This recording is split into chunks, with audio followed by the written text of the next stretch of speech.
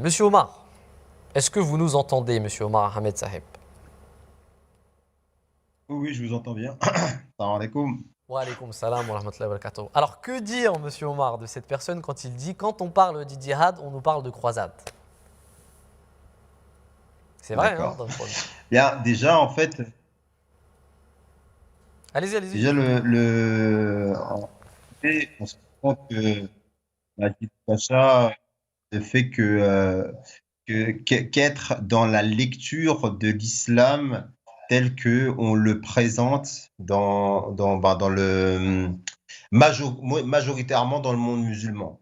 Et là, je pèse mes mots dans le sens où la majorité des musulmans ne sont pas comme l'islam un peu caricatural que donne Majid Oukasha, mais malheureusement, l'islam le plus influent, l'islam le plus puissant économiquement, financièrement, qui a la possibilité justement d'avoir une tribune et de diffuser ses idées, c'est l'islam qui vient d'Arabie Saoudite à travers le courant wahhabiste, oui, qui est un courant, comme tout le monde le sait, très rigoriste.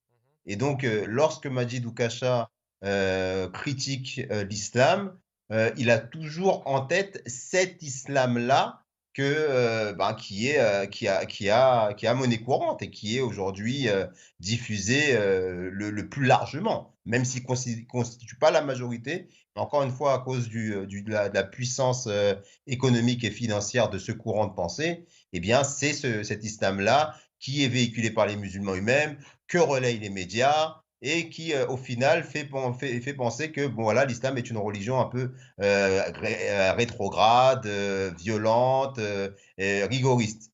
Donc, à partir de là, lorsqu'on entend ce type d'argument, eh bien, ça fait écho à ceux qui ont pris les armes pour aller commettre des attentats. Parce que la différence, malheureusement, entre quelqu'un qui se réclame du courant wahhabiste et une personne qui tue au nom de Dieu, eh bien, malheureusement, c'est que c'est des personnes, la plupart des personnes qui tuent au nom de Dieu se réclament de ce type de courant. Et c'est chez eux qu'on entend justement ce genre d'argumentation qui vise à dire oui, ils ont fait les croisades, ils sont venus nous chercher, donc nous aujourd'hui on est dans une idéologie répressive.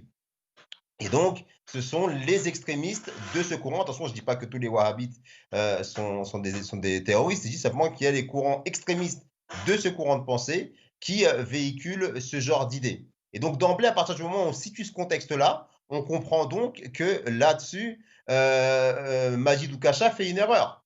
Il fait une erreur parce qu'il prend un courant de pensée minoritaire, bien que influent grâce à sa puissance économique et financière, pour dire voilà, ça c'est l'islam et voilà les arguments des musulmans. Et donc là, il fait un gros amalgame, il prend en otage toute une communauté, toute une histoire, une théologie vieille de plusieurs siècles pour dire voilà et pour réduire l'islam à cela. Donc là déjà, d'emblée, on n'est pas dans la démarche scientifique comme il veut le faire croire. Il dit oui, moi j'ai une démarche scientifique, je me base par rapport au texte. Non, il est dans une lecture minoritaire qui ne représente pas du tout l'islam. Parce que maintenant, Oui, mais en quand fait, on regarde, est-ce que je pourrais parler une minute? Oui, Monsieur Omar, parce que je pense que vous ne m'entendiez pas.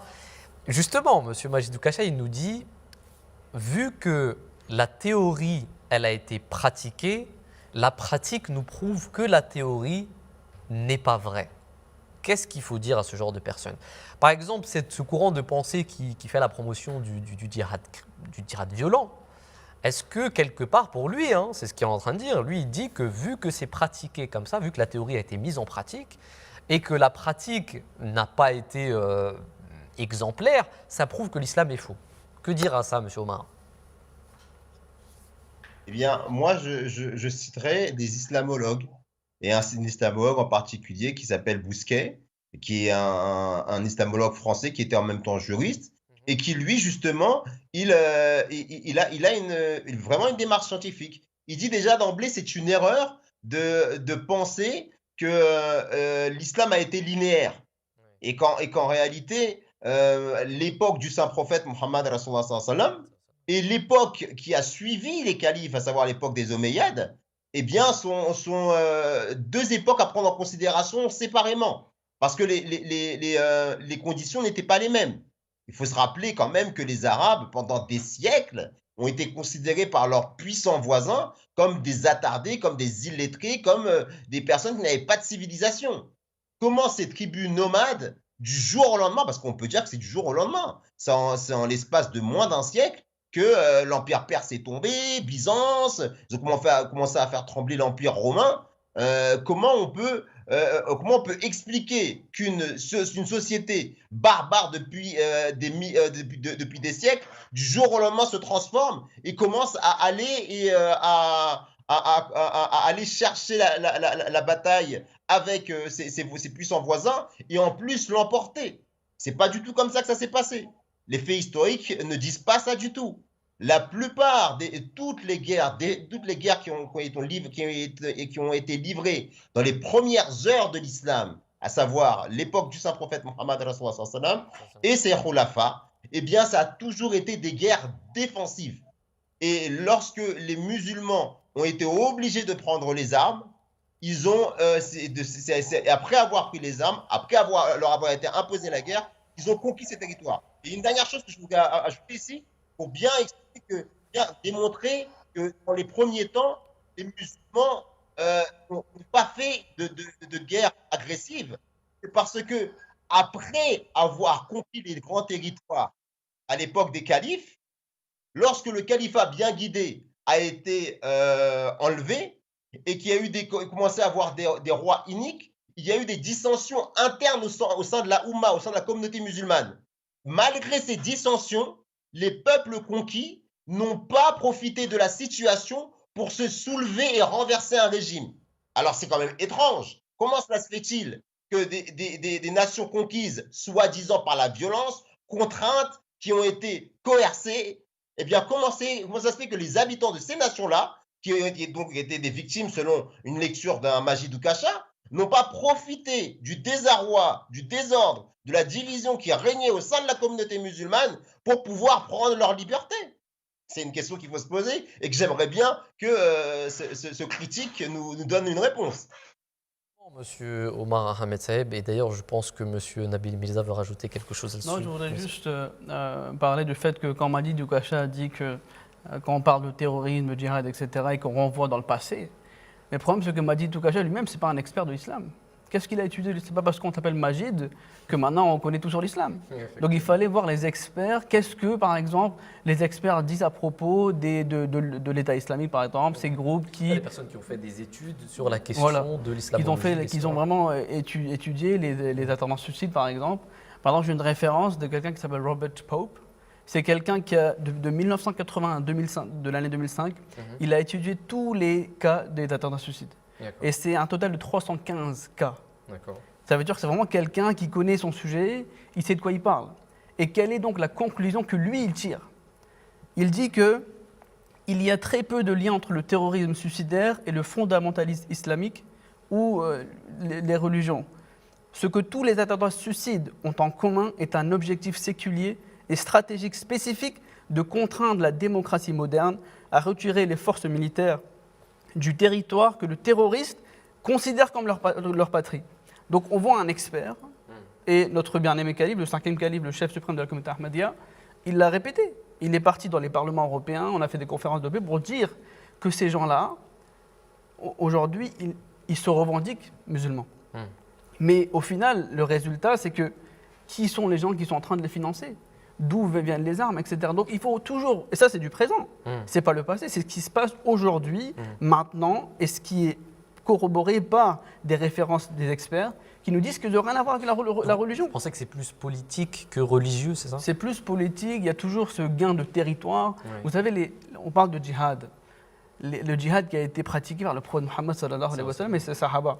Est-ce que c'était un djihad pour forcer les gens à se convertir à l'islam, pour avoir du territoire? Non. On voit que le premier verset qui a été révélé sur le prophète sallallahu alayhi wa sallam pour se défendre, tout d'abord même arrivé à ce verset, n'oublions pas, et c'est pour ça qu'on m'a dit d'Oukacha qu'on veut duper les gens, nous on ne veut pas duper les gens. Nous on veut dire que lisez le Saint-Coran lisez vers la sunna, allez vers les livres et vous allez voir, ça va être très clair. Le Coran, le prophète sallam, il a subi 13 longues années de persécution à la Mecque. D'accord. Ils ont eu des boycotts, il a perdu des compagnons, ils n'avaient pas le droit de pratiquer leur religion, ils devaient se cacher pour prier. Quand cette persécution a atteint son comble, et que maintenant le prophète sallam pouvait même perdre sa vie, les gens voulaient son meurtre, et là Allah lui dit « tu vas migrer ». Oui. Il migre vers Médine, donc même là on ne répond pas. On migre, il va à Médine, maintenant qu'est-ce qui se passe? Il est parti à Médine pour la paix, pour pratiquer sa religion. Les Mécois, les ennemis l'ont suivi jusqu'à Médine. Maintenant il y a des versets qui descendent, c'est du chapitre Hajj, le tout premier verset qui parle du djihad. Et il dit que la permission a été accordée à ceux qui ont été persécutés, qui ont été chassés de leur maison. Et à la fin du verset, Allah dit que si cette permission n'avait pas été accordée, alors il n'y aurait plus de cloître, il n'y aurait plus d'église. Et à la fin, il mentionne les mosquées. Ça veut dire qu'aujourd'hui, cette permission qui avait été accordée, c'était pour la liberté de religion, c'était pour la liberté de conscience. Et c'est pour ça que quand Majidou Kachar, quand il parle de l'islam, c'est souvent, il compare l'Arabie Saoudite, il va comparer les musulmans. Et nous, aujourd'hui, la communauté ahmadiyya, on est là pour ça. On dit aux gens qu'aujourd'hui, il y a un problème. Nous, le Mahdi et le Messie qu'on a accepté, il avait été prédit par le prophète sallam. Le prophète sallam avait dit qu'il arrivera à une époque où il y aurait une décadence. Une personne qui viendra réformer justement ces malentendus. Vous êtes d'accord avec moi sur le fait, Moulay Bissab, qu'il y a quand même en France, il y a des musulmans qui ont une idéologie, qui en tout cas font la promotion d'une idéologie qui est contraire aux valeurs de la République. On est d'accord avec ça? Ça, on a eu récemment dans les réseaux sociaux. Hein. Je pense que vous aussi, et moi j'étais carrément choqué parce que